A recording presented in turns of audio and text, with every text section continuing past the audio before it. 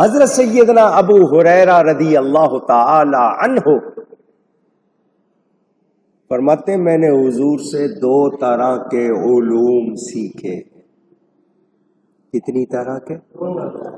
ایک تو وہ ہے جو تمہارے سامنے بیان کرتا ہوں، تمہیں سنا دیتا ہوں. دوسرا اگر کہوں تو گردن کی طرف اشارہ کیا تو میری گردن کاٹ دو گے، یعنی تم سے برداشت نہیں ہوگا.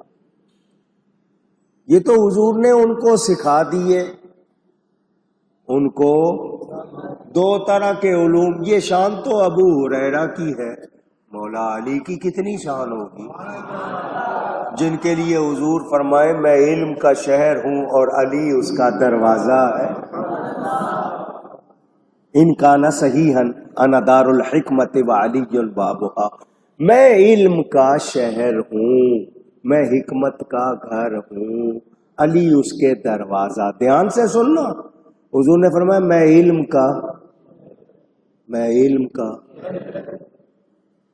جو علم نبی کا ہے،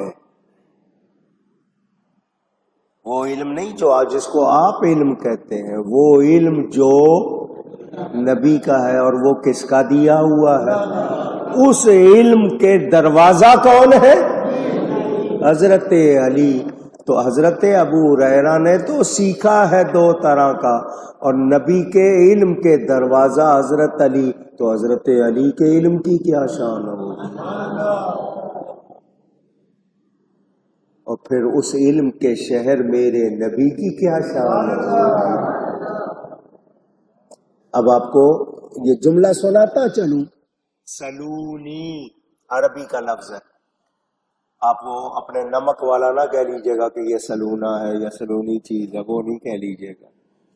سلونی عربی کا لفظ ہے، پوچھو مجھ سے. کیا معنی سلونی کے؟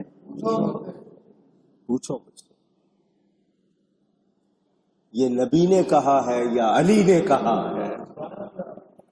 یہ حضور نے فرمایا مجھ سے پوچھو، یا پھر علی نے کہا، مولا علی رضی اللہ.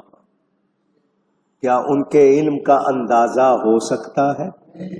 پوچھ رہا ہوں. نہیں. تو آج 2 کتابیں پڑھ کے اپنے آپ کو علامہ اور عالم کہلانے والوں، تمہیں کچھ اندازہ نہیں ہے میرے نبی کی کیا شان،